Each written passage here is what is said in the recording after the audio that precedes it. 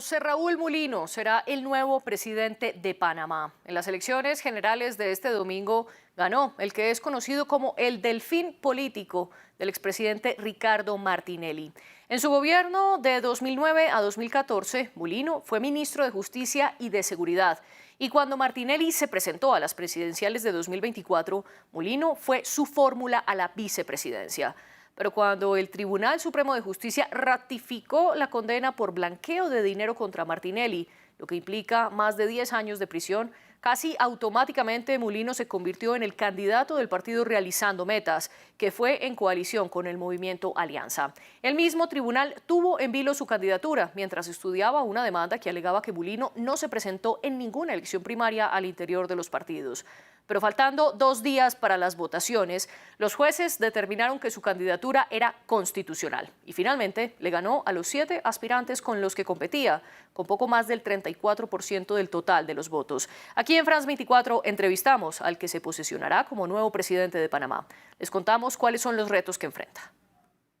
Cerrar la selva del Darién y potencializar la economía fueron algunas de las propuestas con las que José Raúl Mulino venció a 7 adversarios y conquistó a casi el 35% de los votantes hasta convertirse en el presidente de Panamá.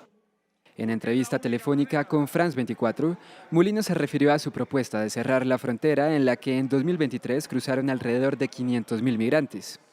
Yo lo dije porque lo quiero hacer desde el punto de vista técnico y de seguridad nacional, porque yo quiero llevar adelante esa custodia que sea efectiva y sobre todo en la medida de lo posible iniciar un plan de repatriación. A mí me duele mucho esa situación, pero nuestro país no puede seguir soportando económicamente lo que eso implica para nuestros recursos y sobre todo el riesgo. Colombia tiene la puerta de salida y Panamá la puerta de entrada hacia los Estados Unidos. Países con los que aseguró busca tener buenas relaciones para afrontar uno de los cruces migratorios más concurridos del mundo, del que afirma conocer muy bien tras combatir disidencias de la guerrilla de las FARC en 2010, cuando era ministro de Seguridad de Ricardo Martinelli, su padrino político. José Raúl Mulino es abogado de profesión y tan solo 2 días antes de las elecciones, su candidatura fue avalada por la Corte Suprema tras un proceso judicial que anuló la candidatura presidencial de Martinelli, refugiado en la Embajada de Nicaragua en Panamá por un caso de lavado de dinero. Y ante la pregunta si el expresidente tomará decisiones, Mulino respondió: No, un momentito. El presidente de la República soy yo. Eso que quede bien claro. Mi amistad con Ricardo Martinelli es así y no va a cambiar. Pero el presidente de la República soy yo y la responsabilidad de gobernar es mía. Mulino dijo que pedirá una revisión del caso de Martinelli, mientras conforma su gabinete sin vicepresidente, para trabajar en reavivar el Canal de Panamá, enfrentar la escasez de agua potable, mejorar la economía, entre muchas otras, en el cargo por el que fue elegido hasta 2029. Veíamos entonces que Mulino afirma que el presidente es él. Sin embargo, la pregunta se mantiene: ¿podrá gobernar de manera independiente de Martinelli? Y esta elección reflejó o no el cansancio que tienen los panameños contra la corrupción. Es lo que discutiremos en el debate de hoy en France 24. Para eso conectamos con Santa María. Desde Santa María, Panamá, nos acompaña Alfredo Vallarino Alemán, abogado del expresidente Martinelli y vocero de campaña del candidato y hoy presidente electo José Raúl Mulino. Y en Ciudad de Panamá está Sergio González, abogado y consultor en comunicación estratégica. A los dos, gracias por acompañarnos, y a nuestra audiencia, especialmente a nuestros panameños que nos ven, les recomiendo que dejen sus comentarios en las redes sociales con el hashtag #ElDebateF24. Este programa también lo pueden escuchar a través de Apple Podcasts, Spotify, Deezer y TuneIn. Alfredo Vallarino, comienzo con usted. Hagamos por encima un breve recuento de qué pasó en las elecciones del pasado domingo. Para usted, ¿qué fue lo que expresaron los panameños? Creo que los panameños han expresado su deseo muy profundo de tener un país unido, que ya no esté en diferencias políticas que se hayan trasladado a los tribunales judiciales. Creo que quieren ver a un presidente que esté enfocado en llevar progreso al país, en que se concentren en hacer obras y buscar oportunidades de empleo para todos los panameños, para que haya oportunidades igualmente para los inversionistas, que haya un tema de seguridad jurídica en donde no se cuestione a la justicia por meterse en procesos electorales a escasos meses, como ocurrió con la figura de Ricardo Martinelli. Y creo que es el compromiso real del señor José Raúl Mulino, presidente electo de Panamá. Y Sergio González, también le doy la bienvenida a usted a nuestro programa. Para usted, ¿qué están expresando los panameños en estos resultados electorales? Hola, gracias por la oportunidad. Saludos también al colega Alfredo Vallarino. Saludos de Ciudad de Panamá. Estas elecciones han demostrado que al panameño le interesa votar, que al panameño le interesa la democracia, a pesar de cualquier diferencia desde el punto de vista del análisis político, buscando ser y tratando de ser lo más objetivo posible. Rescato una cantidad inmensa de cosas positivas en estas elecciones. Hubo una participación bastante alta, nunca tiene tendencia al 100%, esto es casi imposible en una democracia, pero el abstencionismo en Panamá es lo esperado a nivel de Latinoamérica, no es anormal. Por lo tanto, desde el punto de vista democrático, ha sido esencial, ha sido relevante. El debate de una segunda vuelta siempre está presente. Sin embargo, por ahora nada más es un debate teórico, nunca ha avanzado. Lo que tenemos en este momento es una elección limpia, una elección que se ganó en democracia y desde el punto de vista jurídico es una elección generada desde un marco totalmente legal. Desde ese punto de partida debemos destacar que hay que respetar las diferencias de opiniones, hay que respetar la libertad de expresión. Sin embargo, tenemos un gobierno legítimo, tenemos un gobierno legal y desde ese punto de partida es que tenemos que trabajar como panameños, sobre todo destacando desde el punto de vista de motivación ciudadana, que el país no se construye con la elección de un político, el país se construye con el trabajo de todos los días, del sector público, del sector privado y del sector académico. Entonces, esa es la reflexión más importante que creo que debe ser esencial a partir de aquí, que como país debemos construir trabajo en equipo, trabajo diario, que no se basa nada más en el político de turno, sino que se basa en todos los que vivimos en el mismo país desde nuestra trinchera. A propósito de la motivación ciudadana que usted plantea, uno de los grandes retos en estas elecciones era mirar qué tantos panameños acudían a las urnas, ya que se estimaba que cerca del 30%, justo faltando días antes de la elección, no sabía ni siquiera por quién iba a votar. Esto en gran parte por el descontento frente a la clase política tradicional. Y finalmente la participación electoral fue de cerca del 78%, algo bastante parecido a las presidenciales de 2019. Sergio, ¿cómo lee usted esa participación electoral?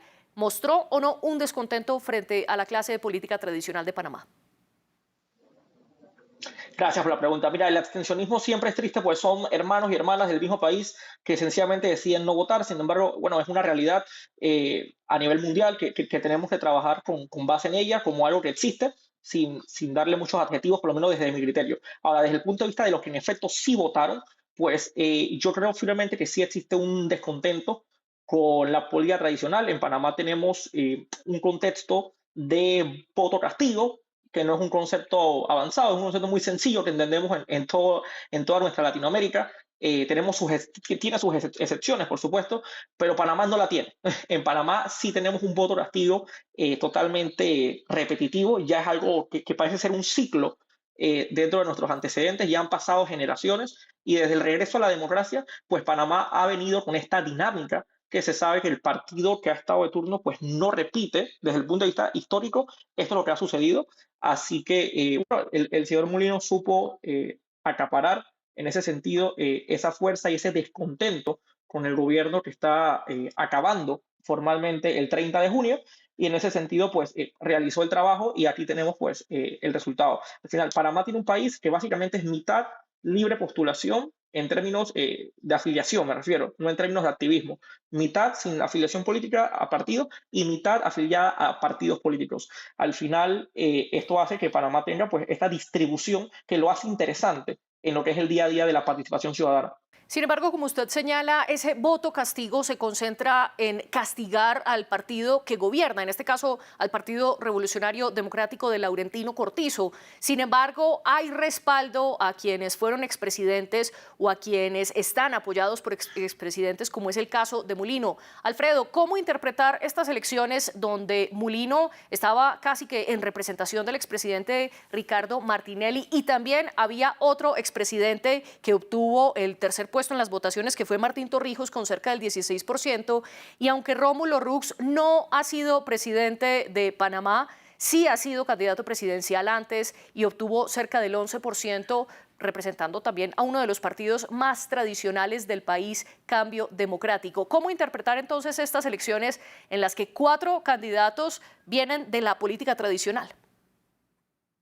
En primera instancia quisiera pensar que no se trata solamente de un voto castigo, porque si fuera a pensar en un voto castigo sería como pensar que este gobierno lo agarraron, no solo lo castigaron, sino que lo agarraron a correazos limpios, porque el candidato de gobierno sacó, creo que fue 5, casi 6%. Así es que sí, en efecto, desde esa óptica sí puede ser un voto castigo. Pero creo que el apoyo con el que contaba el expresidente Ricardo Martinelli fue trasladado con muy buena aceptación hacia José Raúl Mulino, pero no es porque pusieron a una persona que se le ocurrió de la nada al expresidente Ricardo Martinelli para designar vicepresidente. Entendamos que el señor José Raúl Mulino tenía toda una trayectoria. Desde joven fue el presidente de la Asociación Panameña de Ejecutivos de Empresa, lideró la Cruzada Civilista Nacional, un movimiento muy fuerte contra la dictadura. Apenas cambió la dictadura de Manuel Antonio Noriega, fue nombrado vicecanciller y luego canciller por el entonces presidente del país, el señor Guillermo Endara. Estando en el gobierno de Ricardo Martinelli, fue una persona que lideró el Ministerio de Gobierno y también el Ministerio de Seguridad. Estuvo 5 años al lado de Ricardo Martinelli durante un gobierno muy exitoso. Tiene también a su haber sido magistrado de la Corte Suprema de Justicia. Es una persona ampliamente preparada y que conoce todos los problemas del país. Y creo que Panamá apuesta a un avance, a ver las cosas mejor. Por supuesto que en una carrera en que tenemos 8 candidatos, nosotros no podemos pretender tener el 50% así nada más. Hay gente que prefiere otro candidato. Eso no significa que adversa al nuestro. Simplemente hay otras 7 opciones donde se reparte el voto. Y quiero preguntarle, porque usted bien nos explica el recorrido político de Mulino, que era uno de los candidatos en efecto más preparados, y dentro de los cargos públicos que ha ejercido está el del Ministerio de Seguridad. Sin embargo, cuando estuvo al frente de ese ministerio en 2010, fue criticado por la mano dura con la que la fuerza pública reprimió protestas en la provincia de Bocas del Toro en 2010. Incluso hubo 2 muertos y el Estado fue culpable y fue hallado culpable y tuvo que pagar pensiones vitalicias a los familiares de las víctimas. Alfredo, ¿cómo interpretar entonces la victoria de Mulino, sobre todo teniendo Panamá hace pocos meses una de las protestas más grandes precisamente en contra de la minería? Sí, lo primero sería establecer dentro de un estado en el cual hay un montón de funcionarios responsables en niveles de distinta jerarquía. En ese momento, en el 2010, se dio una protesta en el 2010 que no fue atendida a nivel político de manera directa por el ministro de Seguridad. De hecho, en ese momento quien estuvo a cargo de la comisión que se llevaban las conversaciones en Bocas del Toro era el ex vicepresidente Varela, después presidente Varela. Con esto no quiero decir que el señor ministro, que él no era el ministro de Seguridad, pero hay responsabilidades regionales en su momento dado en Bocas del Toro, que en su momento dado, ante una dificultad allá, tomaron decisiones posiblemente algunas desacertadas, posiblemente algunas excesivas, pero que no se puede atribuir a la persona del ministro de Seguridad. El ministro de Seguridad, en todas las gestiones que él ha realizado, desde la Cancillería hasta en los puestos de seguridad del Ministerio de Gobierno, ha sido una persona absolutamente respetuosa de derechos humanos y jamás ha sido procesado él, ni ha tenido ningún tipo de diferencia por no haber atendido temas de derechos humanos. Lo considero, lo conozco personalmente muy bien, es una persona que cree legítimamente en los derechos humanos, los va a proteger y por supuesto lamentamos si una unidad de policía o un jefe de policía de un área local, de una provincia alejada de la ciudad de Panamá, toma una decisión que sea desacertada, pues esa es una responsabilidad personales que ya le caben a las unidades que en su momento dado hicieron algo indebido. Sergio, ¿y para usted qué representa la victoria de Mulino en medio de un proceso de movimientos sociales que viene trayendo Panamá desde el año pasado? Bueno, representa un reto de conciliación nacional. En este momento, la Asamblea Nacional, el órgano tipo Parlamento de la República de Panamá, ha ganado una cantidad de diputados de libre postulación, o sea, sin afiliación a partidos políticos, en una cantidad como nunca antes había tenido. estamos hablando de 20 aproximadamente, y también tenemos 4 del partido nuevo de oposición, el que llegó de segundo lugar, el partido del abogado Ricardo Lombana. En ese sentido vamos a tener una dinámica interesante con mucha participación. Sin embargo, nadie tiene una mayoría absoluta de manera individual en la Asamblea. Individual me refiero como persona jurídica, ningún partido específicamente tiene una mayoría total en la Asamblea. En ese sentido, pues, vamos a necesitar de alianzas. La Asamblea Nacional de Panamá va a tener que funcionar con alianzas y con consensos, y hay que ir depurando egos, ir depurando soberbia y entender que en Panamá ha habido una ideología superficial de redes sociales donde han tratado de manera sumamente superficial de establecer que el que está en un partido político es malo y el que es independiente de partido o libre postulación es bueno. Ese tipo de superficialidad no construye país desde mi punto de vista. Tenemos que entender que los partidos políticos son estructuras necesarias en la democracia para asegurar la convergencia de la diversidad de opiniones. Entonces, en ese sentido, el reto va a ser conciliar las críticas, conciliar las protestas en las calles, pero también conciliar el consenso tanto del Ejecutivo como de la Asamblea. Hoy en día los independientes en la Asamblea tienen el reto de entender que ser independiente no es ser bueno de manera automática. Cada ser humano es distinto y hay que juzgarlo por sus actos y no por su afiliación a una religión, etnia o partido político, sino por sus actos específicos. En ese sentido, ese es el reto que hay que unir, el reto de pues, un ejecutivo que debe conciliar, porque van a venir muchas protestas por diferentes temas. Por ejemplo, el tema de la Caja de Seguro Social tiene componentes ideológicos que van a llevar a protestas, aunque el gobierno lo haga bien. Van a haber choques ideológicos, y desde el punto de vista de la Asamblea Nacional hay que superar el discurso de que el independiente o libre postulación es bueno o tiene un grado de santidad. Esto no es así y esto no es potable para una democracia. Hay que buscar consenso pues, en todos los órganos del Estado. Y en esa conciliación que usted menciona, toma cada vez más fuerza después de estas elecciones la oposición, ahora encabezada por Otro Camino, el partido de Ricardo Lombana. Al respecto, quiero hacer una aclaración. Aquí en el debate de France 24 contactamos a la campaña presidencial de Lombana y, sin embargo, ellos dijeron que no iban a conceder ninguna entrevista y no iban a participar en este programa, pues dicen que se están organizando. También contactamos a las campañas de Torrijos y de Rux, sin embargo, la de Torrijos nunca nos contestó y la de Rux dijo que, aunque estaban interesados, no podían en este espacio horario. Quiero entonces analizar, Alfredo, con usted, qué tanto crece la oposición. Sobre todo, miremos Otro Camino, el movimiento Otro Camino, que se fundó en 2017 buscando precisamente una candidatura independiente elegida por voto popular y por libre postulación. Y en ese momento fue Lombana el candidato en 2019 que obtuvo el tercer puesto.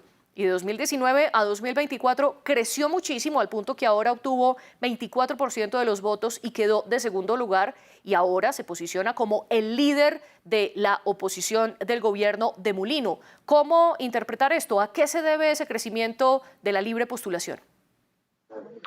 Bueno, creo que puede haber algo de descontento en su momento dado hacia cierto sector de la clase política. Yo pienso que yo lo interpreto, al final de cuentas, todos aquí somos panameños. Aquí no hay un tema de buenos y malos, todos tendremos partes buenas y partes malas, los que están en gobierno y los que están en oposición. Yo espero que sean oposición al gobierno si así lo desean, pero que no sean oposición al país. El señor Lombana, a través de su candidatura, hizo sus propuestas y fue de alguna manera avalado por cerca del 25% de la población nacional, y eso significa que nosotros debemos tener oídos suficientes para escuchar a las personas que representan esa cantidad de votos, porque son panameños importantes, al igual que todos los que pertenecen a nuestro partido. De manera igualitaria, creo que sacó 4 diputados para la Asamblea Nacional.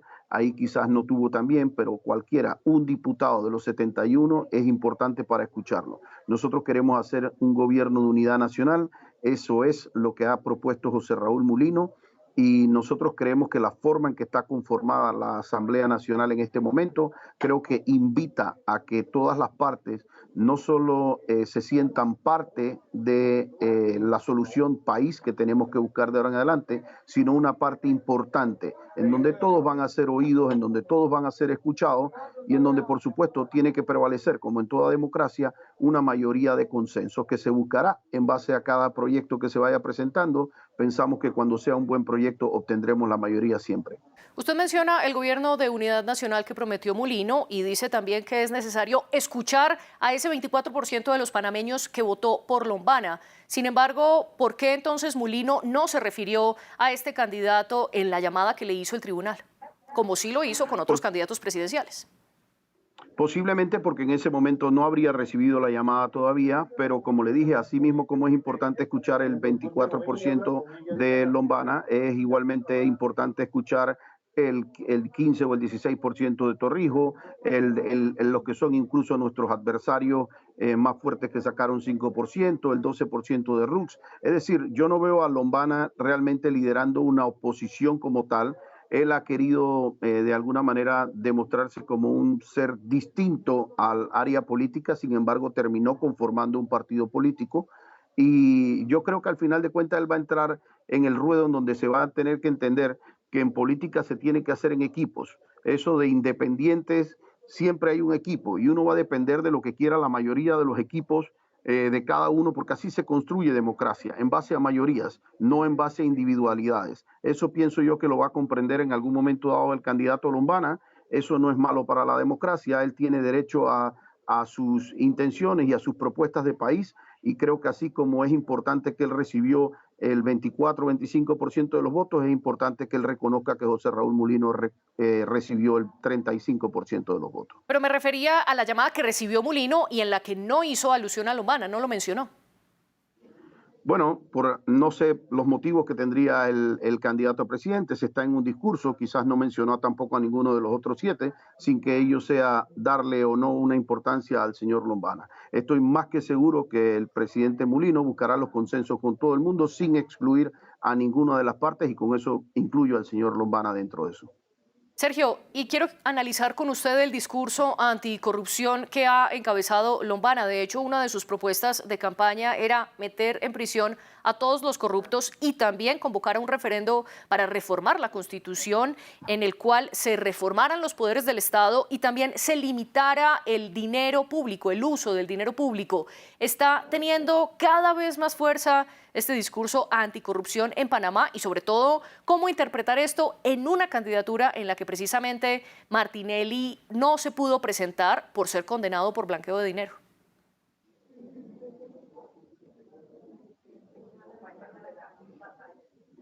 La señal de Sergio se cayó, lo perdimos. Alfredo, quiero entonces rebotarle esta pregunta a usted. ¿Cómo interpretar ese discurso anticorrupción que está abanderando Lombana versus precisamente la condena por blanqueo contra Martinelli?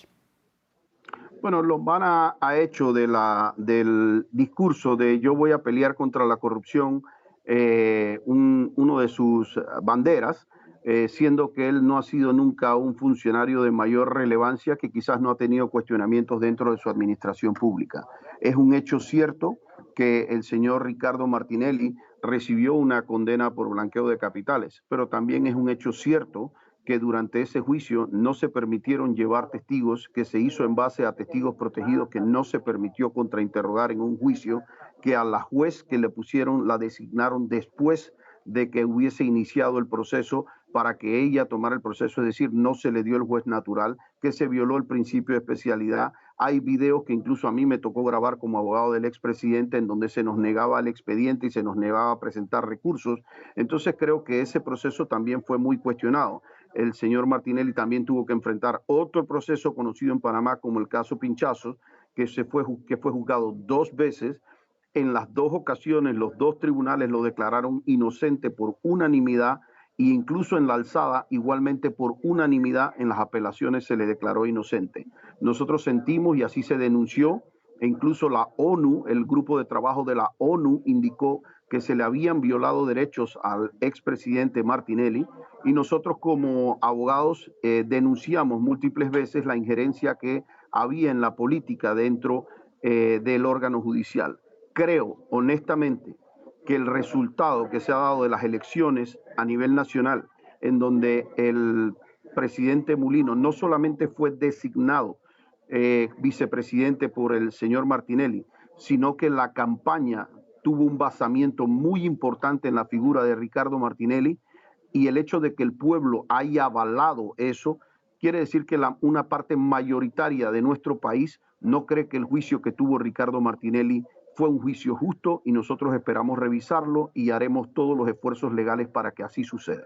Usted dice entonces que el respaldo que tuvo Mulino significa que esas personas respaldan la idea que el juicio y la condena contra Martinelli no fue justa. Sergio, ¿comparte usted esta visión? ¿Cómo interpretar esto? Y también, ¿cómo interpretar el crecimiento que ha tenido Lombana en las elecciones? Sergio, adelante, lo escuchamos. Muchísimas gracias. Bueno, la verdad es que de parte de la gestión del señor Lombana, el hecho del discurso anticorrupción desde el punto de vista jurídico fue un poco irresponsable desde el punto de vista de que el órgano ejecutivo no está capacitado para meter preso a nadie. Hay que ser claros desde el punto de vista de un Estado democrático. Es el Ministerio Público de la Procuraduría de la Nación de Panamá, con cada uno de los fiscales, los encargados de elevar causas penales al ámbito judicial. Entonces, ir mencionando con nombre y apellido a quién quieres meter preso como presidente desde el punto de vista ejecutivo, para mí, como abogado idóneo en este país, fue un discurso irresponsable, un discurso complaciente a lo que muchas masas querían escuchar desde el punto de vista de la rabia o desde el punto de vista del no agrado a ciertas personas. Sin embargo, desde el punto de vista jurídico es irresponsable. Un presidente no debe gestionar ningún tipo de condena penal ni de cómo va a meter preso a un ser humano. Eso puede sonar valiente desde un punto de vista de mercadeo, pero desde un punto de vista jurídico ni es valiente ni es responsable. Aparte del discurso anticorrupción, también estaba mezclando el tema de la igualdad de género en la misma mesa y en la misma línea. Esto lo afectó desde un punto de vista de contradicción. Primero, Lombana dice que no está de acuerdo con la Agenda 2030 de manera amplia y total, y luego en una entrevista en uno de los canales más famosos de Panamá, empezó a cambiar de opinión diciendo que él estaba en contra del ODS, del Objetivo de Desarrollo Sostenible de Igualdad de Género, de cómo estaba planteado, pero sí estaba de acuerdo con los otros ODS, que no estaba en contra de toda la Agenda 2030, y pidió disculpas en ese sentido. Entonces, este tipo de contradicciones explícitas que no definen su ideología de manera firme y clara, y este tipo de irresponsabilidades jurídicas con relación a señalar a quién vas a meter preso como si fueras un superhéroe, pues le jugaron en contra. También le jugó en contra el fenómeno Bukele. Primero dijo que él quería ser el Bukele panameño, y después se arrepintió cuando una periodista de manera mucho más técnica le estableció las violaciones de derechos humanos de Bukele con respecto a inocentes en las cárceles de manera arbitraria y sin un juicio con un debido proceso,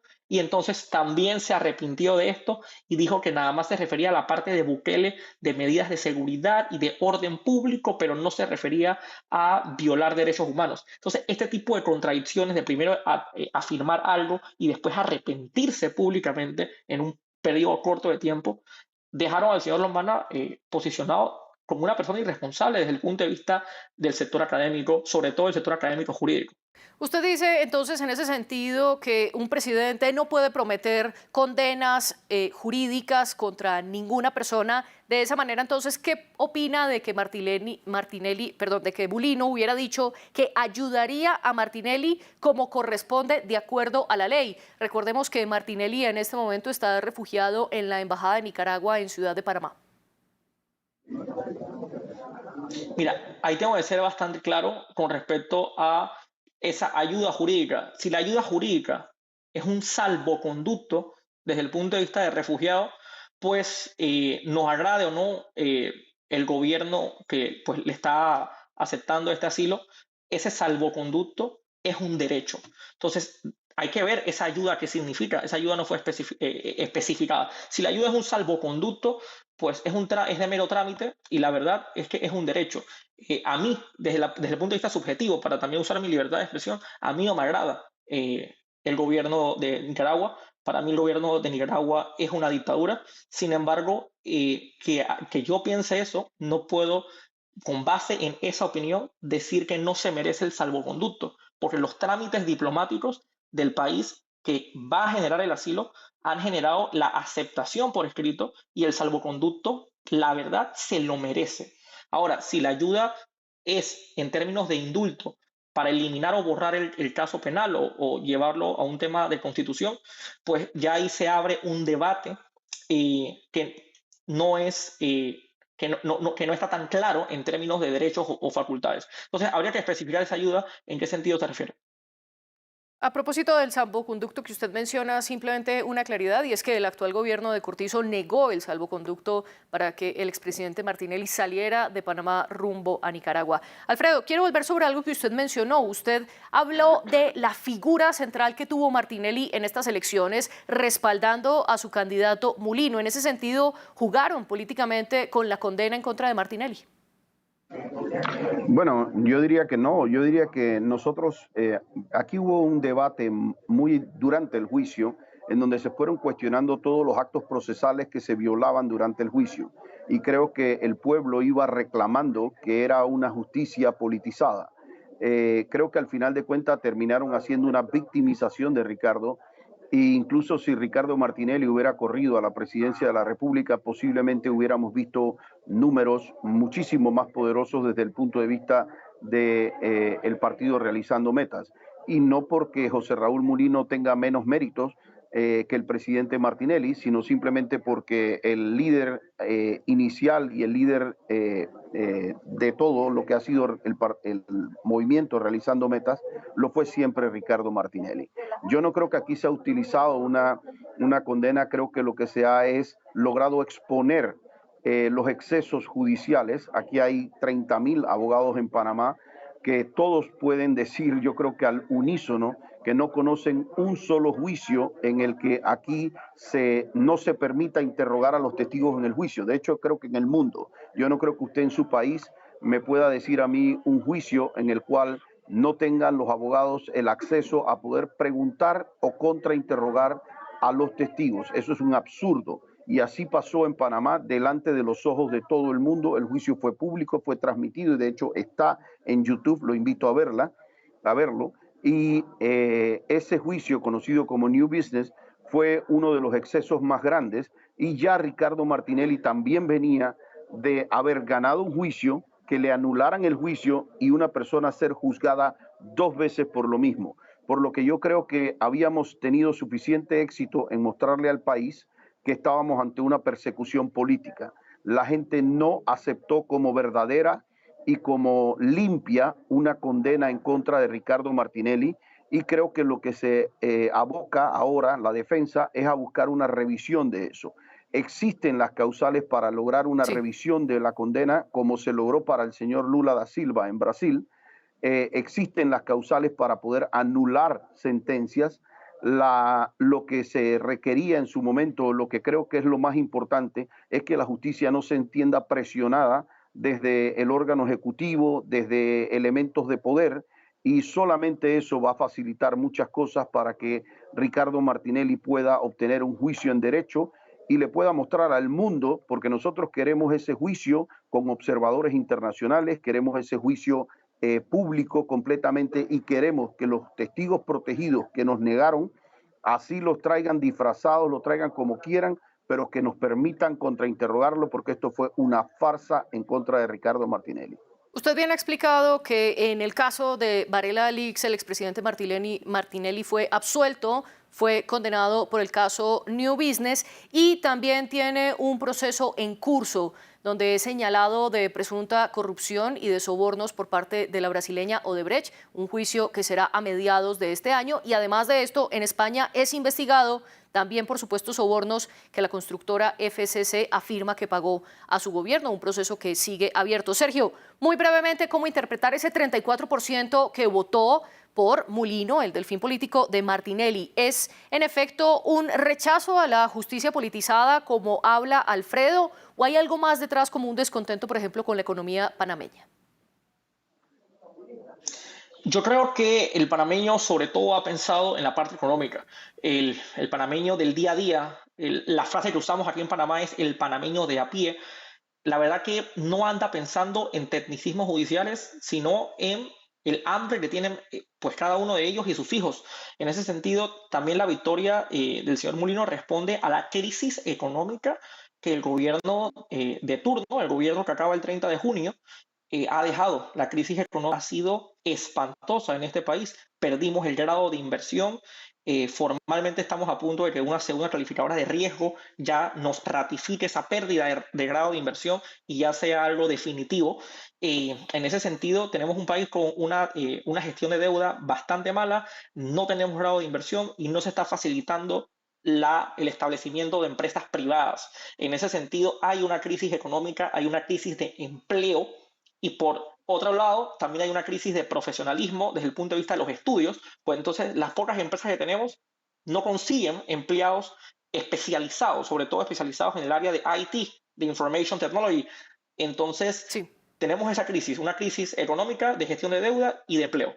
Y a esa crisis económica se suma que durante los 5 años del gobierno de Martinelli la economía panameña fue al alza y no en vano. También Martinelli en 2009 fue el único candidato presidencial desde la historia democrática de Panamá que ha obtenido más del 50% de los votos.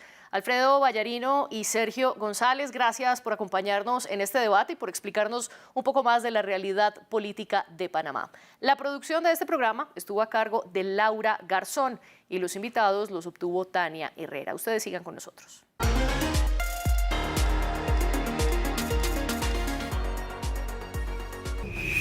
Política, economía, cultura y sociedad. Todo lo que pasa en África está en France 24. Reportajes, corresponsales, invitados, análisis. Una visión global de los desafíos del continente y su diáspora global. Acompáñenme en África 7 días por France 24 y France24.com.